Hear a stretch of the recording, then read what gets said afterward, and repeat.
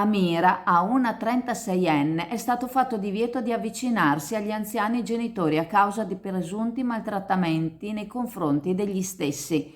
La misura cautelare è stata eseguita dai carabinieri della tenenza di Mira lo scorso 5 novembre e la donna, di origine straniera, presunta responsabile di maltrattamenti in famiglia e di atti persecutori, alla quale è stato posto anche il braccialetto elettronico, non potrà avvicinarsi ai luoghi frequentati dai genitori e neppure comunicare con loro. Le indagini erano iniziate a fine ottobre, quando i genitori della donna si sono rivolti ai carabinieri di Mira, esasperati dai maltrattamenti e dagli atti persecutori subiti, querelando la figlia.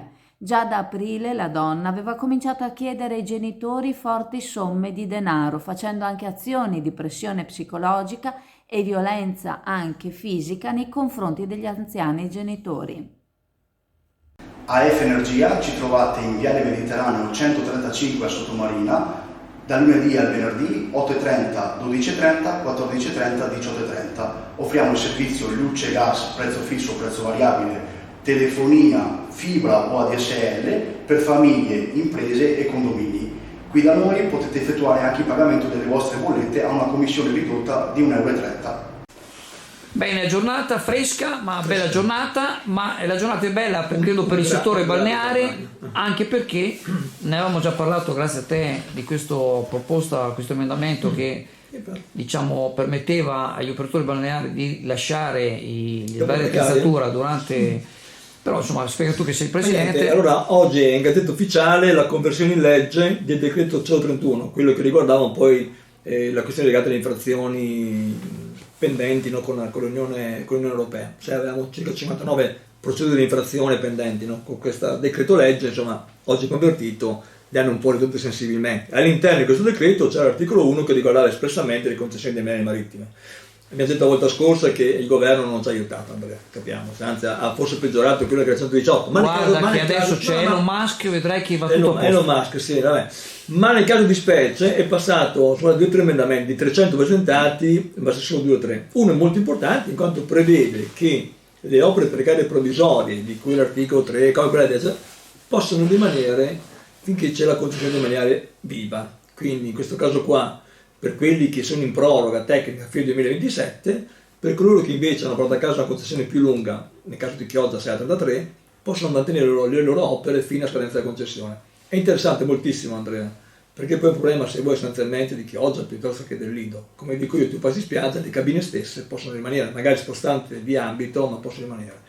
Quindi è una cosa secondo noi molto anche un risparmio, perché smonta, rimonta, voglio dire. Da oggi questa cosa qua quindi è ufficiale, è andata in vigore oggi e qui non c'è più il problema dell'abuso edilizio, ovviamente. Quindi un piccolo aiutino questo, c'è stato, sì, dai. Questo è stato non per fare portavoci di nessuno, ma è stato sollecitato dalla Lega e da Forza Italia.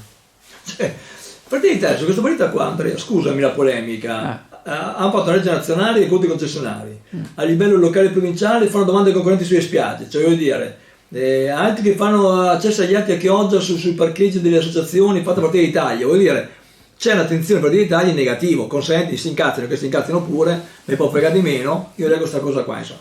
Tra altri emendamenti, velocemente Andrea, ci sono altri emendamenti che questi riguardano chiaramente quando saranno pubblicate le domande, sai che ad adesso con questa legge chi chiede una concessione per più di 10 anni va pubblicata nella Gazzetta Ufficiale dell'Unione Europea. E tra i vari requisiti premiali c'è anche l'accoglienza e l'accessibilità agli animali d'affezione. Oh, bella sta cosa, molto bella. Sì, mi pare che per una testa sono molto con gli animali, perché no, però dire, no, va bene tutto, quindi c'è questo aspetto qua, oltre al fatto di chi dà più servizi per le famiglie, quindi c'è questo aspetto insomma interessante, e anche chiaramente per chi ha esperienza sulla disabilità. Ecco, aprire lo spettro di iniziative legate alle famiglie, Andrea, più che agli animali secondo me, alle famiglie e alle disabilità, sono cose che comunque sono scritte, man mano deve essere scritto, adesso è un fatto di sensibilità. Comunque Sottomarina è sempre stata sensibilissima a questo tema. Queste cose qua Sottomarina, gli altri ci devono copiare. Come dico io, non riusciamo a vendere bene la nostra immagine, ma sicuramente Sottomarina, quindi Chioggia e quant'altro, è meritorio da questo punto di vista. Grazie Giorgio. Grazie a te, Andrea, buon lavoro. Ciao. Buongiorno, sono Roberto Pincerato, presidente di IODA, il tuo consulente assicurativo. Siamo presenti in Mirano, Chioggia, Orbassano, Torino. Visita il nostro sito www.iodabroker.it. Sono circa 2000 gli ultra 65enni non autosufficienti che potrebbero essere beneficiari del contributo di 400 euro elargito dalla Regione Veneto nel territorio dell'ULSS 3 Serenissima. Sono 5 gli sportelli che l'azienda sanitaria ha attivato per seguire tali procedure: nel distretto socio-sanitario Giustinian di Venezia in Dorsoduro, nella casa della comunità del Lido di Venezia in piazzale Ravà, nella casa di comunità di Noale in piazzale della Bastia, nel distretto sociosanitario di Chioggia in via Amerigo Vespucci, nel distretto sociosanitario di Favaro Veneto in via della Soia. Gli anziani interessati potranno accedere fino al prossimo 3 dicembre. I requisiti sono la residenza in Veneto, un ISEE minore ai 40.000 euro, una non autosufficienza certificata che nella loro scheda SVAMA riporti un punteggio maggiore o uguale a 70 punti. Gli anziani che potranno essere accompagnati dalle loro famiglie dovranno attenersi strettamente alle istruzioni presenti al link che vedete nella descrizione, accessibile anche dalla home page dell'ULSS 3 cliccando la sezione sociale e poi contributo per assistenza a ultra 65enni. Alla ULSS 3 sono stati destinati 8 milioni e mezzo erogabili e quindi a 1800 anziani richiedenti. Il contributo avrà la durata di un anno. E siamo nello studio del Servizio Nord-Est 2.0 e vorremmo sapere di che cosa vi occupate. Ci siamo fortemente focalizzati sui bonus edilizi, in particolare sul superbonus, quindi interventi prevalentemente condominiali di efficientamento energetico. Il superbonus esiste ancora, fino al 31/12/2024 l'incentivo è stato ridotto al 70% e fino al 31/12/2025 è stato ridotto al 65%. Per maggiori informazioni su superbonus e agevolazioni fiscali per le ristrutturazioni edilizie, Servizi Nord-Est 2.0, via Bembo, Sottomarina di Chioggia, Venezia. A 10 anni dagli interventi sugli argini del fiume Gorzone, la frazione di Bosco Chiaro alza la voce. Una raccolta firme promossa dal consigliere comunale Emanuele Pasquali insieme a Davide Rizzo e Steve Celio si chiede alla Regione Veneto e al Genio Civile regionale un'azione urgente per mettere in sicurezza gli argini del Gorzone e dell'Adige. Si tratta di una situazione sempre più critica. Davide Rizzo descrive una realtà allarmante. Il fiume Adige è in piena da mesi e le infiltrazioni degli argini stanno diventando una costante via liberazione invasa dell'acqua che penetra nei giardini, compromette la sicurezza stradale e mina le fondamenta delle case. Un tempo erano fenomeni sporadici, ora sono frequenti e gravi. Steve Celio, residente nella località Sant'Antonio, esprime preoccupazione per le sue condizioni abitative.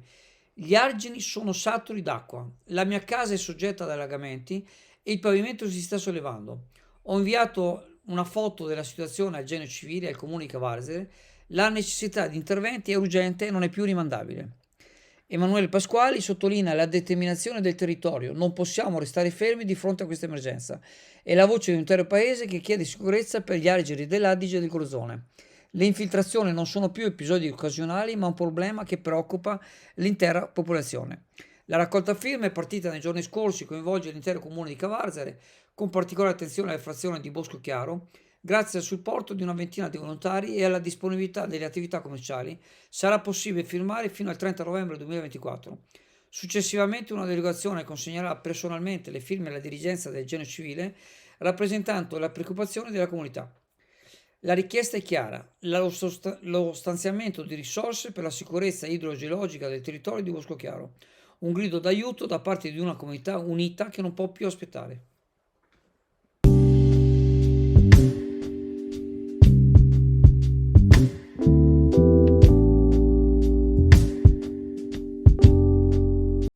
Che ben se ne dica, nonostante i gufi e mistificatori di turno che in questi ultimi periodi si sono attivati in lungo e in largo per l'intero paese Italia, sulle piazze, raccogliendo firme sui giornali, comizi, chi ne ha più ne metta, social, insomma di tutto e di più. Ieri, nonostante tutto, anche se la Corte Costituzionale ha evidenziato alcune criticità, Sta di fatto però che ha evidenziato una cosa molto semplice e che tutti noi auspicavamo, cioè quella che l'esame della costituzionalità della stessa legge è stato superato. Dunque, a tutti gli effetti, la legge sull'autonomia differenziata è legittima.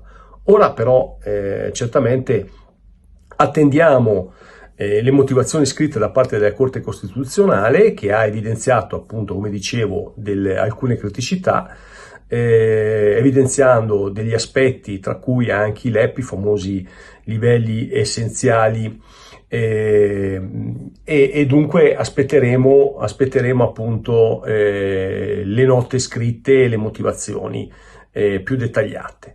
Alcune cose, come dicevo, sui LEP sono viste in maniera critica. Ricordo che con i LEP, tra l'altro, erano state addirittura poste e messe sul tavolo da parte di ambienti riconducibili al mondo della sinistra. Dunque, a maggior ragione, credo che noi abbiamo, sul solco del portare avanti l'autonomia, abbiamo soltanto portato avanti quello che loro stessi avevano posto nell'estensione appunto di questa legge e di questa possibilità di dare alle regioni. Dunque, quello che viene stoppato dalla Corte Costituzionale è un qualche cosa che era stato poi tra l'altro introdotto dalla sinistra stessa, dunque mi fa anche un po' ridere sotto certi punti di vista.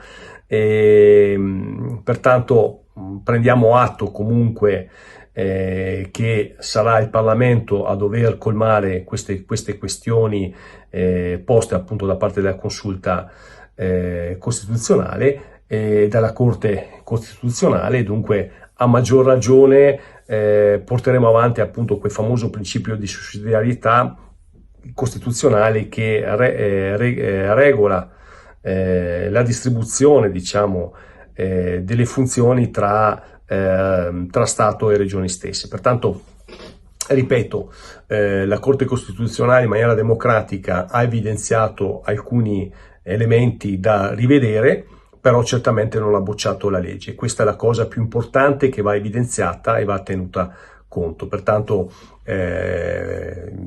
si evidenzia questo aspetto, andiamo avanti consapevoli che sapevamo già che non era certamente una passeggiata a cambiare le sorti di gestione di un paese dando più autonomia alle regioni che lo chiederanno. SD Auto informa della novità per il 2023, la revisione dei carrelli in sede. Si effettuano revisioni in sede dei rimorchi di massa complessiva non superiore ai 3.500 kg, 01 e 02, di carrelli per imbarcazioni, per moto, per auto, roulotte, trailer per il trasporto cavalli, carrelli tenda, carrelli trasporto animali e tutti i carrelli di massa complessiva non superiore ai 3.500 kg. Potete contattare SD Auto per qualsiasi informazione o chiarimento.